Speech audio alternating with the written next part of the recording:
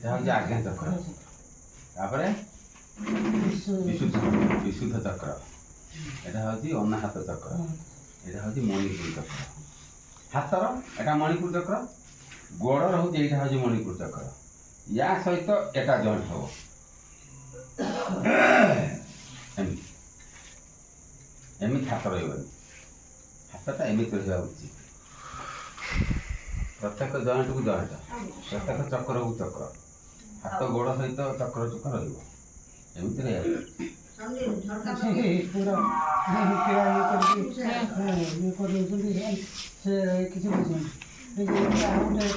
ଶିବମ୍ ଶିବମ୍ ପରେ ସେ ଓମ୍ କରୁଛି ନା ଆଉ ଥରେ ନା ଦୁଇଥର ଓମ୍ ଶିବମ୍ ଶିବମ୍ ଶେଷର ମୋଟ ହେଉଛି ଆମେ 11 ଥର ଓମ୍ କରିବା ଦରକାର ପ୍ରଣବରେ 11 ଥର ଓମ୍ ହେବା ଦରକାର 9 ଥର ପ୍ରଣବରେ ହେବା କଥା ମୁଁ 5 ଥର ପଢ଼ୁଛି ଆଉ 2 ଥର ଶୁଭ ହେବନି 11 ଥର ହେବା ଦରକାର ଯାହା ହଉ ଏମିତି ବି ହାତ ରଖିବା ଉଚିତ ଏମିତି ଇଏ ଜଏଣ୍ଟକୁ ଏଟା ମୁଡ଼ିକି ହେବା ଦରକାର କାରଣ ଯେଉଁ ପାୱାରଟା ବାହାରୁଛି ନା ଏ ପାୱାରଟା ବାହାରକୁ ଆଉ ଯିବ ନା ଏ ପାୱାରଟା ୟାରି ଭିତରେ ରହିବ ତେଣୁ ଏମିତି ହେବା ଦରକାର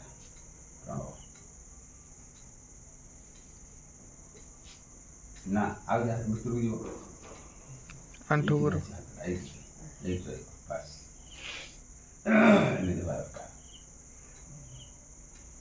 ହଁ ସେ ମାନେ ଅପଭ୍ରଂଶ କରିକି ମାନେ ଇଏ କରୁଛନ୍ତି ଆଉ ତା ମାନେ ସେମାନେ କିଛି ବୁଝୁନାହାନ୍ତି ଯେ ଆମର ଚକ୍ରକୁ ଚକ୍ର ଯେଉଁ କଲେ ଆମର ଇଏଟା ଆସିବ ଏଇଟା ଶକ୍ତି ଏଇଟା ରହିବ ସେମିତି ସେମାନେ ଦେଖୁନାହାନ୍ତି ସବୁ ସେମାନେ କିଛି ଯେତେ ଶକ୍ତି ସଞ୍ଚୟ ହେଉଛି ସବୁ ଇନ୍ଦ୍ରିୟମାନଙ୍କ ଦ୍ୱାରା ହିଁ ଯାଉଛି ଖର୍ଚ୍ଚ ହେଉଛି ଯେତେ ଶକ୍ତି ଆମେ ଆତ୍ମା ତିଆରି କରୁଛି ସବୁ ଇନ୍ଦ୍ରିୟମାନଙ୍କ ଦ୍ୱାରା ଆଖି ନାକ କାନ ପାଟି ହାତ ଗୋଡ଼ ଏହା ଦ୍ୱାରା ଯାଉଛି ତେଣୁ ୟା ଦ୍ୱାରା ଆମେ କ'ଣ ଆମେ ଯେଉଁ ଶକ୍ତିଟାକୁ ଖର୍ଚ୍ଚ କରିବା କିଛି ଇନକମ୍ କରିବା ତେଣୁ ପ୍ରଣବଟା କ'ଣ କରେ ଶୁଦ୍ଧ ପ୍ରାଣକୁ ସେ ଭର୍ତ୍ତି କରି ରଖେ ତେଣୁ ଏଇ ଯେଉଁ ହାତ ଫାତ ମୁଠା କରିବା ଏଟାକୁ ଏଇ ଯେଉଁ ଝାଡ଼ା ଦ୍ୱାର ପରିସ୍ରା ଦ୍ୱାରରେ ଗୋଡ଼କୁ ଦେଇକି ରଖିବା ଏଗୁଡ଼ା ହେଉଛି କେବଳ ହେଉଛି ସାଙ୍କୁଚିତ କରିକି ଶକ୍ତିକୁ ସଂଗ୍ରହ କରିବା ତେଣୁ ସେଥିପାଇଁ ଏମିତି ହେବା ଦରକାର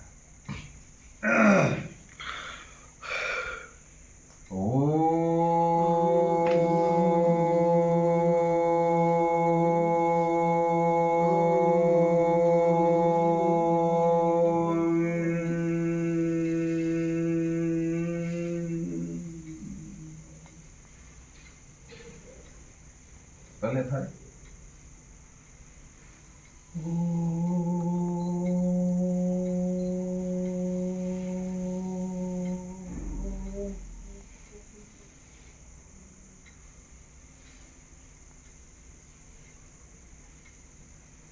ତେଣୁ ପ୍ରଣବଟା ସ୍ୱାନୁ ନାସିକି ହେବା ଦରକାର ପାଟି ଆଉ ନାକ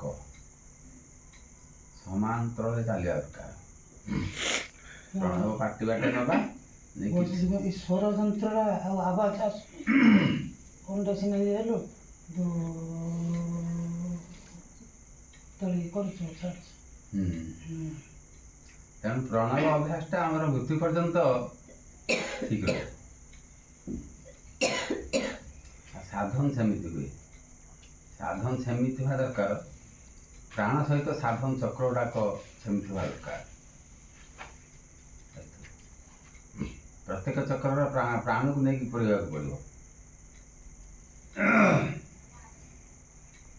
ତାହେଲେ ଯଦି ପ୍ରତ୍ୟେକ ଚକ୍ର ପ୍ରାଣକୁ ନ ପୁରେଇ ପାରିବା ତାହେଲେ ସାଧନ କିଛି ବି ମାନେ ନାହିଁ ମାନେ ଚକ୍ର ଚାଲିଥିବ ଏଟା ସେଠିକି ଯାଇଥିବ ସେଟା ବସିଲା ସେଟା ଆସିକି ଏଠି ପୁଣି ଫେରିବ ଯେତେବେଳେ ସେଇ ପ୍ରାଣ ସହିତ ଚାଲିଥିବ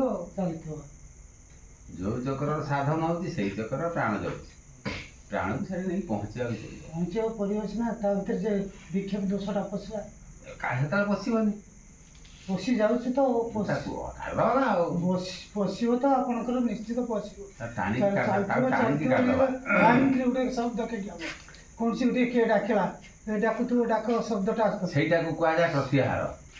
ଶବ୍ଦଟା ତେଣୁ ଆମେ ନା ଯମ ନିୟମ ଆସନ ପ୍ରାଣାୟାମ ପରେ ହେଉଛି ପ୍ରତ୍ୟାହାର।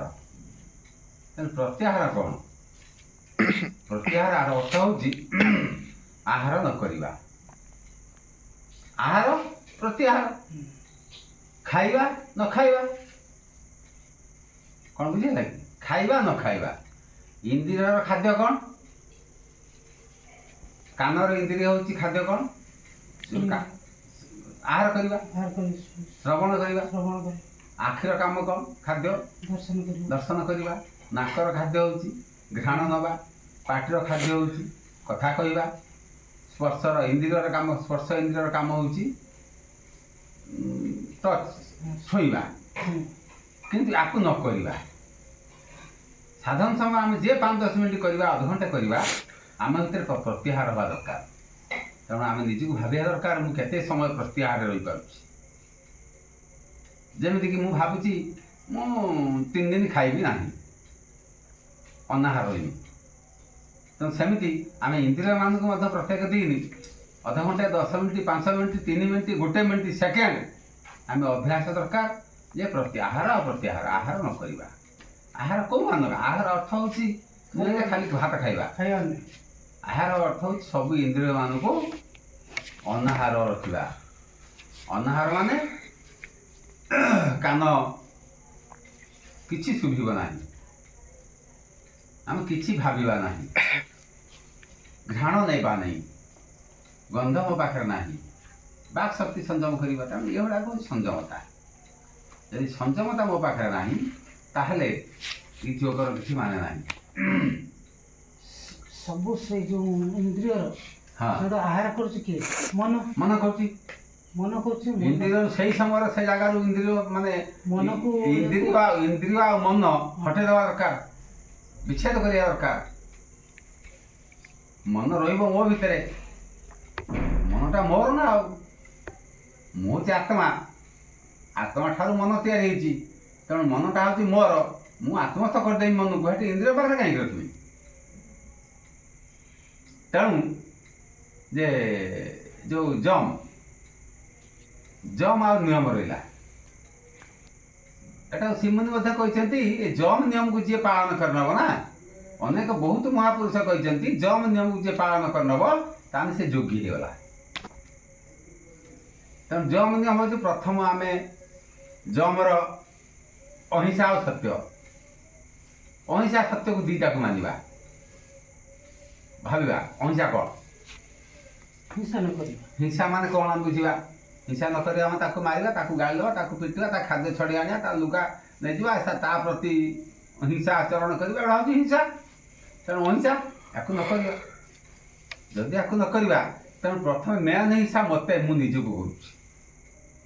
ମୁଁ ସବୁବେଳେ କହୁଛି ହେ ପ୍ରଭୁ, ହେ ଗୁରୁଦେବ ମୋତେ ଆଶୀର୍ବାଦ ଦିଅ, ହେ ଭଗବାନ ମୋତେ ଆଶୀର୍ବାଦ ଦିଅ, ହେ ପ୍ରଭୁ ମୋତେ ଆଶୀର୍ବାଦ ଦିଅ, ହେ ମା କାଳୀ, ମା ଜଗନ୍ନାଥ, ଜୟ ଜଗନ୍ନାଥ ମୋତେ ଆଶୀର୍ବାଦ କର। ଆରେ ସେ କି ଆଶୀର୍ବାଦ କରିବେ? ବୁକା ପୁରା ସେପଟରୁ ଚାଲି ଆସିଲେ କାଳୀ ଦୁର୍ଗା ଇଏ ସବୁ ଚାଲି ଆସିଲେ ଆଶୀର୍ବାଦ କରିବ ତ ଇଏ କରିବ। ହଁ, ତେଣୁ ଆମେ ବୋକା, ଆମେ ବୁଝିବା ଦରକାର। ଏଇ 3 ଦିନ ଖଣ୍ଡେ ପୂର୍ବରୁ ଲିଙ୍ଗରାଜଙ୍କର ଖାଦ୍ୟ ବନ୍ଦ କରିଦିଆ ହେଲା, ତାଙ୍କ ଆଳତି ବନ୍ଦ କରିଦିଆ ହେଲା। ଏଇ ମାସେ 2-1.5 ମାସ ପୂର୍ବରୁ ଜଗନ୍ନାଥ ମନ୍ଦିର 3 ଦିନ ଖାଇବା ବନ୍ଦ ହେଇଗଲା। କ'ଣ ପାଇଁ? ତେଣୁ ଆଶୀର୍ବାଦ କିଏ କରୁଛି? ଏ ମଣିଷ। ସେ ଜଗନ୍ନାଥକୁ ଆଶୀର୍ବାଦ କଲେ ଜଗନ୍ନାଥକୁ ଜଗନ୍ନାଥ ବୋଲି ଲୋକ କହିବେ। ମଣିଷ ତା ଦେହରୁ ମଳି ଲୁଗା ଧୋଇଦେନେ ତା ସଫା ହେବ। ମଣିଷ ତା ଚିତ୍ର ବିଚିତ୍ର ତାକୁ କରିଦେନେ, ଏଡ଼େ ଏଡ଼େ ଆଖି କରିଦେନେ ତାକୁ ଜଗନ୍ନାଥ ବୋଲି ଲୋକ କହୁଛନ୍ତି, ଚକାଡୋଳା ବୋଲି କହୁଛନ୍ତି। ଆରେ ମଣିଷ ତ ତାକୁ ଆଶୀର୍ବାଦ କରୁଛି। ଇଏ ସଂସାର ଭିତରେ ଯେତେ ଦୁର୍ଗା କାଳୀ କରାଳି ଯେତେ ଦେବାଦେବୀ ସବୁ ଅଛନ୍ତି, ଏ ମଣିଷ ତାକୁ ଚିତ୍ର ବିଚିତ୍ର କରୁଛି। ତେଣୁ ମଣିଷକୁ ସେ କେମିତି ଆଶୀର୍ବାଦ କରିବେ? ମଣିଷ ଯେତେ ଦେବାଦେବୀ ଅଛନ୍ତି ସଂସାର ଭିତରେ, ମଣିଷ ସେ ଦେବାଦେବୀ ମାନଙ୍କୁ ଆଶୀର୍ବାଦ କରୁଛି। ଗୋଟେ ମନ୍ଦିର ଭିତରେ ରଙ୍ଗ ବୋଳୁଛି କିଏ? ଏଇ ମଣିଷ। ଠାକୁରକୁ ରଙ୍ଗ ଚିତ୍ର ଦଉଛି କିଏ? ଏଇ ମଣିଷ। ତେଣୁ ମଣିଷ ତାକୁ ଆଶୀର୍ବାଦ କଲା। ଜୀବନାଶ ମନ୍ତ୍ର ମନ୍ତ୍ର ମଧ୍ୟ ଏଇ ମଣିଷ ତାକୁ ଦଉଛି। ତେଣୁ ମଣିଷ ତାକୁ ଫଳ ଫୁଲି ଖାଇତେ ଦଉଛି। ତେଣୁ ସେ କେତେବେଳେ ଦେଲା ଏକୁ ମଣିଷକୁ? ଇଏ ଆଶୀର୍ବାଦ ଭିକ୍ଷା କରୁଛି। କାରଣ ଏଇ ପ୍ରକାର ମଣିଷ ଅଜ୍ଞାନୀ ମାନବ ସେମାନେ ଇଏ କାଠ ଜଡ଼ ପଥର ପାଖରେ ଆଶୀର୍ବାଦ ଭିକ୍ଷା କରୁଛନ୍ତି। ଏଟା ହେଉଛି ଅଜ୍ଞାନୀ ମାନଙ୍କର କଥା। ତେଣୁ ସେଇଥିପାଇଁ ନିଜକୁ ହିଂସା କରୁଛନ୍ତି। ମୁଁ ଦୁର୍ବଳ, ମୁଁ ଅଧମ, ମୁଁ ଅକିଞ୍ଚନ, ହେ ମୁଁ ନରାଧମ, ହେ ପ୍ରଭୁ ତୁ ସବୁ ଜାଣୁ। ଆରେ ଇଏ କେତେ ବୋକା ମଣିଷ! ଇଏ ମଣିଷ ଏତେ ବୋକା, ଏତେ ଅଜ୍ଞାନ। ଦେଖନ୍ତୁ ତାକୁ ଜୀବନାଶ ମନ୍ତ୍ର ଦଉଛି, ତା ପାଖରେ ଫେରି ପଡୁଛି। ହଁ, ତେଣୁ ଏଇ ପରା ଯେ ଖାଇବା ଦେବତା ମାଗିଲେ ଖାଇବାକୁ ନ ଦେଉ, ଜଡ଼ ପାଷାଣ ପଥର ଦେବତା ପାଖରେ ଖାଦ୍ୟ ଅଜାଡୁଥାଉ।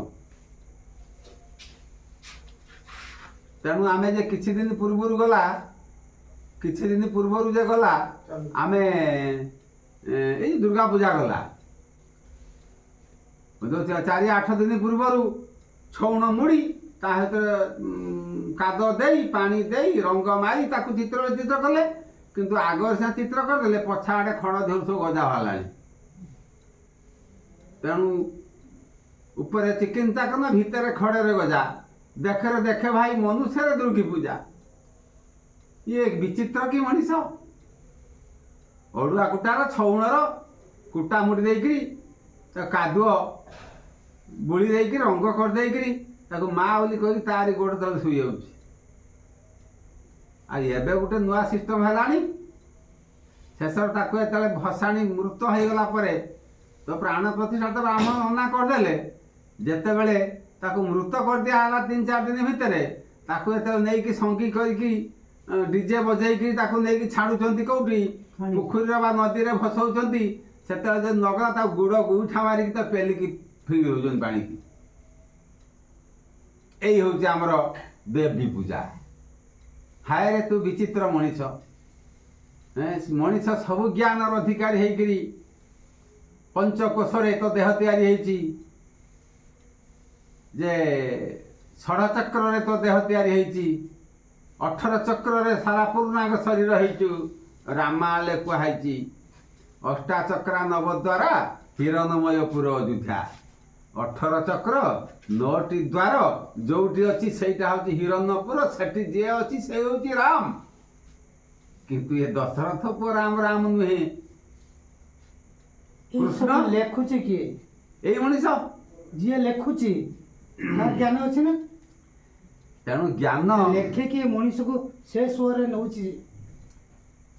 ତେଣୁ ଏକଥା କିଛି ସ୍ୱାର୍ଥାନ୍ଧ ଗୋଷ୍ଠୀ ଅଜ୍ଞାନ ମାନବ ମାନେ ସ୍ୱାର୍ଥକୁ ରକ୍ଷା କରିବା ପାଇଁ, ନିଜ ସ୍ୱାର୍ଥକୁ ହାସଲ କରିବା ପାଇଁ ସେ କ'ଣ କଲେ, ଦୁର୍ଗା ପୂଜା, କାଳୀ ପୂଜା 12 ମାସର 12 ପର୍ବ ଆରମ୍ଭ କରିଦେଲେ।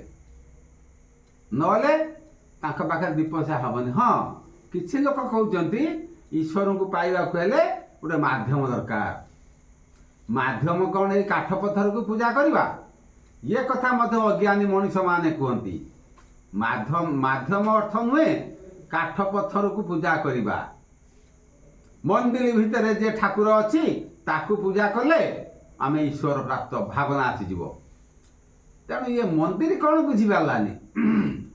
ଇଏ ବାଲି ଚିପ୍ସ ସିମେଣ୍ଟ ଦେଇକିରି ମନ୍ଦିର କରିକି ତା ଭିତରେ ପୁଣି ବାଲି ସିମେଣ୍ଟ ପଥରକୁ ରଖିବା। ବାଲି ଚିପ୍ସ ସିମେଣ୍ଟ ମନ୍ଦିର ଆମେ କରିଦେଇକି ତା ଭିତରେ ସେଇ ରାସ୍ତା ପାଖରେ ପଡ଼ିଥିବା ପଥର ବା ପାହାଡ଼ରୁ ଖୁଦେଇ କରିକି ଭାଙ୍ଗିକି ଆଣିଥିବା ପଥରକୁ ରଖିଦେଇକିରି ଆମେ କ'ଣ କଲେ, ତାକୁ ଠାକୁର ବୋଲି କହିଲେ। ଆମେ ସିନା କହୁଛୁ ଜ୍ଞାନ ପାଇଛୁ ବୋଲି। ଆପଣ ଜ୍ଞାନ ପାଇଛନ୍ତି, କିନ୍ତୁ 95% ଲୋକ କି 98% ଲୋକ ସେଇ ସ୍ରୋତରେ ଭାସୁଛନ୍ତି। ତେଣୁ ଭାସିବାର କାରଣ ହେଉଛି ଅଜ୍ଞାନତା। ଚାଲିଛନ୍ତି ତା ପଛକୁ। ସେଠି କ'ଣ ହେଲା, ଗୀତା ଭାଗବତ ବେଦ ଶାସ୍ତ୍ର ପୁରାଣକୁ କିଛି ପଢ଼ି ପାରିଲେ ନାହିଁ। ଆଉ ଯଦି ବି ପଢ଼ିଲେ ତାକୁ ବିଚାର କଲେନି। ଯଦି ଶାସ୍ତ୍ର ପୁରାଣ ତାକୁ ପଢିଥାନ୍ତେ ପଢିଲେ ସେ ଅର୍ଥ ବି କରିପାରିଲେନି, ତାକୁ କଦର୍ଥ କରିକି ତାର ଅଲଗା ପ୍ରକାର କରୁଛନ୍ତି। ଯେତେବେଳେ ଗୋଟେ ଯଜ୍ଞ ଗୋଟେ ଅଛି, ଗୋମେଧ ଯଜ୍ଞ, ଅଶ୍ୱମେଧ ଯଜ୍ଞ, ଏସବୁ ବିଭିନ୍ନ ପ୍ରକାର ମାନେ ଘୃତ ଯଜ୍ଞ, ତେଣୁ ବିଭିନ୍ନ ପ୍ରକାର ଯଜ୍ଞ ଅଛି। ଗୋମେଧ ଅର୍ଥ ବୁଝିଲେ ଲୋକ, ଗୋମେଧ ଯଜ୍ଞର ଅର୍ଥ ହେଉଛି ଗୁରୁକୁ ହାଣିକି ଆହୁତି ଦେବା। ଇଏ ଚଣ୍ଡାଳ ମଣିଷ କ'ଣ କଲା? ଗୋ ଶବ୍ଦ ଅର୍ଥ ବୁଝିପାରିଲା ନାହିଁ। ଗୋ ଅର୍ଥ ଗୋରୁ ସେ ଏଇଆ ବୁଝିଲା, କିନ୍ତୁ ଗୋ ଶବ୍ଦର ଅର୍ଥ ହେଉଛି ଇନ୍ଦ୍ରିୟ। ଇନ୍ଦ୍ରିୟ ମାନଙ୍କର ତାଙ୍କର କାର୍ଯ୍ୟକଳାପକୁ ବଳି ପକେଇବା। ତେଣୁ ଇଏ ମଣିଷ ତା ଦର୍ଶନ ଯେତେବେଳେ ଦେଖୁଛି କିଛି ଗୋଟେ, ଦେଖିବା ଦ୍ୱାରା କିଛି କ୍ଷତି ବି ହେଇପାରେ, ଲାଭ ବି ହେଇପାରେ, ତେଣୁ ସେଟାକୁ ସେ ବଳି ପକେଇବା। ଇନ୍ଦ୍ରିୟ ମାନଙ୍କର କୁପଥଟାକୁ ବଳି ପକେଇବା, ହଁ ରୋକିବା। କିନ୍ତୁ ଇଏ ବୁଝିଲାନି ମଣିଷ, ଗୋମେଧ ଅର୍ଥ ଗୋରୁକୁ ହାଣିବା, ଅଶ୍ୱମେଧ ଅର୍ଥ ଅଶ୍ୱକୁ ମାନେ ଘୋଡ଼ାକୁ ହାଣିବା। ଅଶ୍ଵ ଶବ୍ଦର ହେଲା ରାଷ୍ଟ୍ର, ରାଷ୍ଟ୍ର ପାଇଁ ନିଜର ମନ ବଳ ଶରୀର ସବୁ ବଳି ପକେଇବା। ତେଣୁ ଏକଥା ସେ ବୁଝିପାରିଲାନି। ଚଣ୍ଡାଳ ମଣିଷ କ'ଣ କଲା? ଅଶ୍ୱମେଧ ଅର୍ଥ ହେଉଛି ଘୋଡ଼ାକୁ ହାଣିକି ବଳି ପକେଇବା। ସେଟା କଲା କିଏ?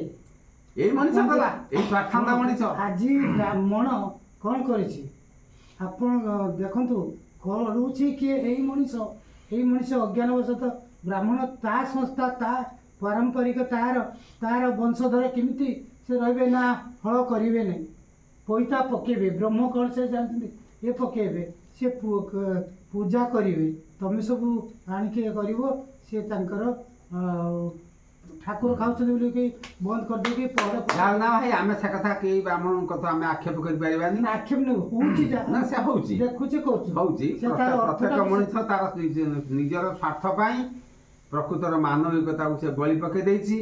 ତେଣୁ କିଏ ତାର ବଳି ପକଉ, କିନ୍ତୁ ଆମେ ତାଙ୍କୁ ଆକ୍ଷେପ କରିବା ଉଚିତ ନୁହେଁ। ଆମେ ସତ୍ୟ କଥାକୁ ଉପସ୍ଥାପନ କରିବା ହିଁ ହେଉଛି ଆମର କାମ। ତେଣୁ ମୁଁ ଚାହୁଁନାହିଁ କାହାକୁ ଆମେ କିଛି ଗୋଟେ କହିକି ସେ କାହିଁକି କଲା, ଇଏ କଲା, ସେ କଲା, ଏଥିପାଇଁ ମୁଁ କହୁନି, କେହି କିଛି ଭାବିବାର ନାହିଁ। ମୁଁ କହୁଛି ଆମେ ଯେଉଁ କାର୍ଯ୍ୟଟା କରୁଛନ୍ତି, ଇଏ ମଣିଷ ସମାଜ କୋଉ ଦେଶରେ ଅଛି ଯେ ବିନା ବାପା ମାରେ କେହି ତିଆରି ହେଇଛି, ବିନା ପିତା ମାତାରେ କେହି ତିଆରି ହେଇଛି କି? କୋଉ ମଣିଷ ଅଛି କି? ବରଂ ଗୋଟେ ପଶୁଟେ, ପକ୍ଷୀଟେ ବିନା ବାପା ମାରେ ଜନ୍ମ ହୁଅନ୍ତି ସତ, ବିନା ଲାଳନ ପାଳନ ନହେଲେ ମଧ୍ୟ ସେ ବଞ୍ଚି ପାରିବେ, କିନ୍ତୁ ଜଣେ ମଣିଷ ବଞ୍ଚି ପାରିବନି। ବାପା ମା ଖାଲି ଯଦି ଜନ୍ମ କରିକି ଛାଡ଼ିଦେବେ, ତାହେଲେ ସେ ମଣିଷ କେବେ ବି ବଞ୍ଚି ପାରେ ନା। ତେଣୁ ଅନ୍ତତଃ 5 ବର୍ଷ 7 ବର୍ଷ ପର୍ଯ୍ୟନ୍ତ ତା ବାପା ମା ତାକୁ ଲାଳନ ପାଳନ କରିବା, ହଗିବା, ମୁତେଇବା, ଖୋଇବା, ପେଇବା କିଛି କରନ୍ତି। ତେଣୁ ସେଥିପାଇଁ ପିତାମାତାଙ୍କ ଠାରୁ ବଡ଼ ଦେବତା ସଂସାର ଭିତରେ କେହି ନାହିଁ, ଏ ସଂସାର ବୁଝିବା ଦରକାର। କିନ୍ତୁ ସେତିକ ଏ ସଂସାର ସମାଜ ବୁଝିପାରିଲାନି, ପିତାମାତାଙ୍କୁ ଅବହେଳା କଲା, ଯେଉଁଥିପାଇଁ କି ସେଇଭଳି କୁସନ୍ତାନ ମାନଙ୍କ ପାଇଁ, କୁପ୍ରକୃତିର ସନ୍ତାନ ମାନଙ୍କ ପାଇଁ ଆଜି ବୃଦ୍ଧାଶ୍ରମ ତିଆରି ହେଇଛି। ବରଂ ଗୋଟେ କାଠ ପଥର ମୂର୍ତ୍ତି ମନ୍ଦିର ଭିତରେ ଥିବା ପଥର ମୂର୍ତ୍ତି ଆଗରେ 10 କିଲୋ 50 କିଲୋ ଘିଅ ଢାଳି ଦେଉଛି, ଘୃତ ଯଜ୍ଞ କରୁଛି, ସେଇ ପଥର ମୂର୍ତ୍ତି ପାଇଁ ତା ମନ୍ଦିର ତୋଳଉଛି, ତା ପାଇଁ କୋଟି କୋଟି ଟଙ୍କା ଖର୍ଚ୍ଚ କରୁଛି, ହେଲେ ବାପା ମାଆକୁ ଦେଖିପାରିଲା ନାହିଁ। ତେଣୁ ଏଇ ହେଉଛି ମାନବିକତା। ତେଣୁ ଆମେ କାହାକୁ ଆକ୍ଷେପ କରିକି କହୁନେ, ଆମେ ଏଟାକୁ କହୁଛେ ଯେ କି ଇଏ ସମାଜର ଚଳନି ପାଇଁ ଆମେ କହୁଛେ। ସମାଜର ଯେଉଁ ସଂସ୍କାର, এই ସଂସ୍କାରର ସାମାନ୍ୟ ଜାଗା ପାଇଁ କ'ଣ ହେଉଛି? ଏ ଯେଉଁ ଯୁଦ୍ଧର କୋଟି କୋଟି ଲୋକ ମରୁଛନ୍ତି, ତାହେଲେ ତାକୁ କେହି ଚିନ୍ତା କରୁନି ନା। ଚିନ୍ତା ମୁଖ୍ୟ ବି ଚିନ୍ତା କରୁନ ନା, କରିପାରୁନାହାନ୍ତି, କାରଣ ଅଜ୍ଞାନତା ଅଛି। ମଣିଷ ନାହାନ୍ତି ସେ ନା, ଅଜ୍ଞାନତା ଆଖ ପାଖରେ ଯେତେ ଅଜ୍ଞାନତା ଅଛି କ'ଣ କରିବେ?